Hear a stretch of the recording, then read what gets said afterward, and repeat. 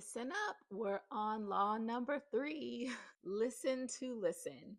If you want to create a better relationship with people, the most important thing you can do is learn how to listen. Most of us don't do it enough or have a warped idea of what defines healthy listening.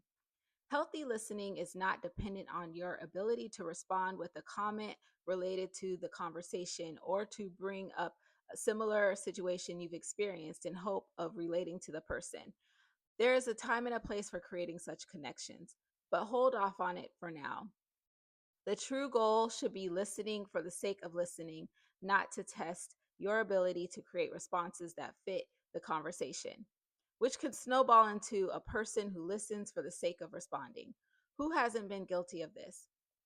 You want the other person to know that you're interested in what they have to say, and so you latch onto the first portion of the conversation that you feel you have something to say about and neglect the rest as you wait for your chance to prove yourself. Even worse than this, there are many who enjoy hearing the sound of their own voice and will use any opportunity to take over the conversation. Don't be that person. Remember, genuine responses come from genuinely listening. This is good. I am guilty of listening to respond at times and thinking that by taking part in the conversation, I need to contribute. And sometimes people just want to be heard. When you're not thinking about how you can relate to what they're sharing, but you're really more listening to be curious about their experience, about what they're sharing. A lot of times we think we connect to a person by listening to what they have to say and then relating back to them our experience on that topic.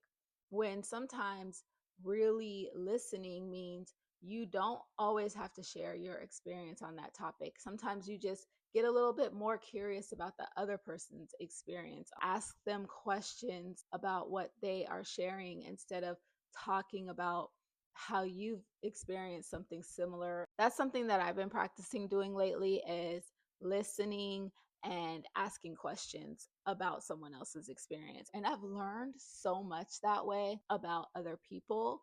It's really helped me with not oversharing because I can go into that connecting mode and then I overshare and then I'll be like, did I just take over that conversation? Did I overshare? And then after the conversation, I'm like, oh my gosh, I think I overtook that conversation and overshared. And then I'm pounding my head for the next hour or two about how I showed up in the conversation instead of just doing my one job, just listen. So this was a good reminder.